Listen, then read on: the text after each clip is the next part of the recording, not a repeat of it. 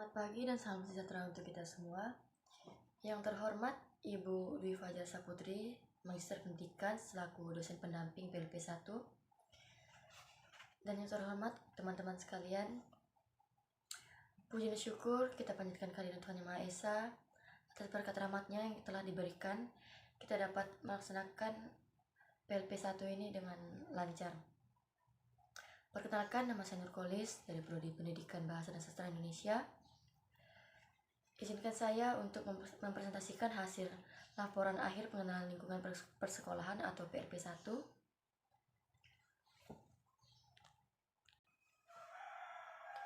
Yang pertama yaitu tujuan PLP 1. Pengenalan lapangan persekolahan PLP 1 dimaksudkan untuk membangun landasan jati diri pendidik melalui beberapa bentuk pelaksanaan program kegiatan di sekolah sebagai berikut.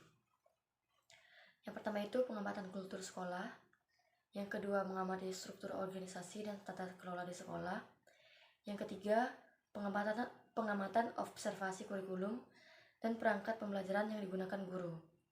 Yang keempat, pengamatan visi misi sekolah. Yang kelima, pengamatan kegiatan kurikuler dan ekstrakurikuler di sekolah. Yang keenam, pengamatan tentang sarana dan prasarana sekolah. Dan yang ketujuh, pengamatan terkait peraturan tata tertib sekolah. Nah, perlu kita ketahui adanya manfaat PLP 1 ini yaitu sebagai berikut. Yang pertama, manfaat bagi sekolah yaitu meningkatkan hubungan kemitraan antara sekolah dengan IKIP PGRI Pontianak. Yang kedua, memperoleh kesempatan untuk ikut dalam menyiapkan calon guru yang profesional. Yang ketiga, sekolah mendapatkan bantuan dengan adanya mahasiswa praktikum. Nah, yang kedua itu manfaat bagi mahasiswa. Yang pertama, menambah keaktifan di dalam observasi untuk mencari informasi. Yang kedua, memberikan pemahaman mahasiswa tentang perangkat yang diperlukan dalam pembelajaran. Yang ketiga, pengenalan awal mahasiswa tentang proses kegiatan belajar dan pembelajaran di sekolah. Dan yang terakhir yaitu mahasiswa mengetahui modul pembelajaran yang dilaksanakan di dalam kelas. Yang ketiga yaitu manfaat bagi IKIP PGRI Pontianak. Yang pertama, memperoleh masukan tentang kurikulum, metode dan pengelolaan proses belajar mengajar di sekolah agar dapat diselaraskan dengan kurikulum yang ada.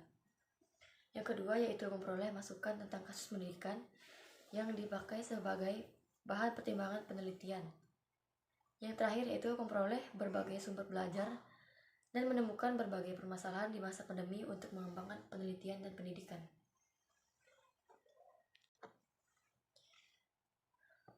Berikutnya yaitu hasil observasi atau pengamatan kurikulum dan perangkat pembelajaran sesuai keilmuan. Yang pertama itu kurikulum dan perangkat pembelajaran. SMK Negeri 7 Pontianak sudah menerapkan dan menjalankan kurikulum Merdeka yang diterapkan sejak tahun 2021 dan menjalankan sesuai dengan aturannya dengan baik dan terlaksana dengan baik. Untuk kepenilaian yang ada di kurikulum Merdeka ini, semua itu mencakup seperti penilaian sikap, keterampilan, maupun pengetahuan yang diajarkan guru kepada peserta didik. Nah, berikutnya yaitu alur tujuan pembelajaran atau ATP. Para guru di sekolah SMK Negeri 7 Pontianak menggunakan pelaksanaan kurikulum Merdeka di mana silabus sudah diganti dengan alur tujuan pembelajaran. Silabus sudah diganti dengan alur tujuan pembelajaran yang merupakan rangkaian tujuan pembelajaran yang tersusun secara sistematis dan logis menurut urutan pembelajaran sejak awal hingga akhir suatu fase. Yang ketiga yaitu modul ajar atau MA. Dalam pelaksanaan kegiatan pembelajaran di SMK Negeri 7 Pontianak menggunakan kurikulum Merdeka, di mana RPP sudah diganti dengan modul ajar yang dilengkapi dengan berbagai materi pembelajaran, lembar aktivitas siswa, dan asesmen untuk mengecek apakah tujuan pembelajaran dicapai siswa. Yang B, proses pembelajaran. Yang pertama itu membuka pembelajaran. Sebelum memulai kegiatan pembelajaran, guru mengucapkan salam sebelum pembelajaran dimulai dan mengecek kehadiran siswa. Setelah itu, guru menyampaikan tujuan dan memberitahukan materi pembelajaran dengan mencoba mengingatkan kembali materi yang telah dibahas sebelumnya. Yang kedua, penyajian materi yaitu Materi yang disampaikan kepada siswa disampaikan dengan santai dan interaktif, sehingga siswa dapat menemukan konsep sendiri. Selain itu, guru juga menyampaikan materi dengan baik dan jelas. Yang ketiga, metode pembelajaran di sekolah SMK Negeri 7 Pontianak ini. Dalam mengajar, setiap guru menggunakan metode ceramah, tanya jawab, diskusi, dan penugasan.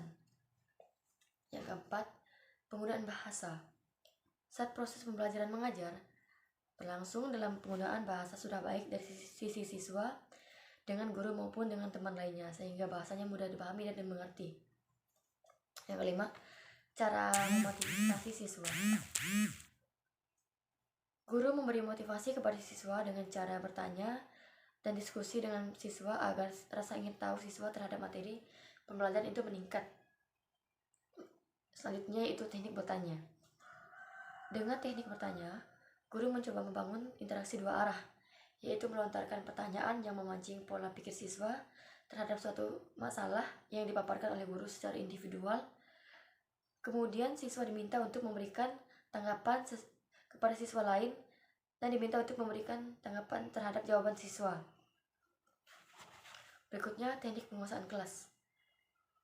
Guru menguasai kelas dengan mengaktifkan beberapa siswa yang kurang memperhatikan. Caranya yaitu dengan menunjuk siswa yang bersangkutan untuk membaca materi yang dipelajari atau dengan melontarkan pertanyaan sehingga siswa tersebut terlibat dalam proses pembelajaran. Berikutnya, penggunaan media, alat, dan pembelajaran. Di setiap kelas menggunakan media RKS, modul, papan tulis, dan spidol. Selanjutnya, bentuk dan cara evaluasi. Guru memberikan penugasan seperti mengerjakan tugas terkait materi atau pekerjaan rumah atau PR untuk mengevaluasi kembali apa yang telah dipelajari dan untuk memastikan kembali apakah siswa memahami materi yang telah disampaikan. Yang ke-10 yaitu menutup pembelajaran. Sebelum pulang, biasanya pembelajaran ditutup dengan diberikannya kesimpulan atas materi yang telah disampaikan dan membaca doa bersama-sama.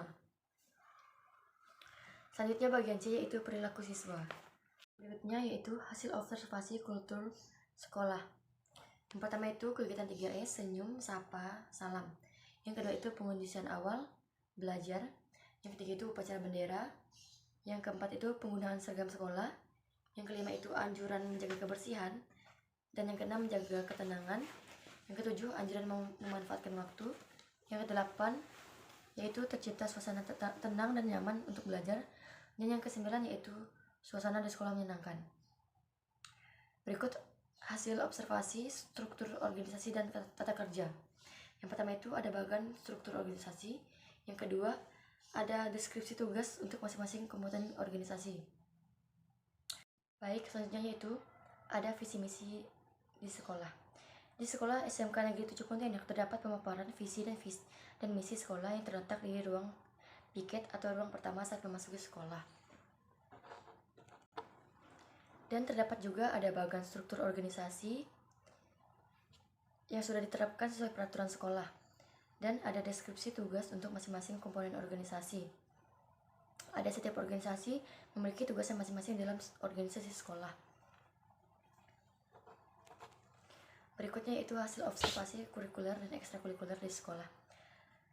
Di SMK Negeri 7 Pontianak ini memiliki ekstrakurikuler yaitu pramuka yang pelaksanaannya dilaksanakan setiap hari Sabtu pukul 7 sampai pukul 9.00.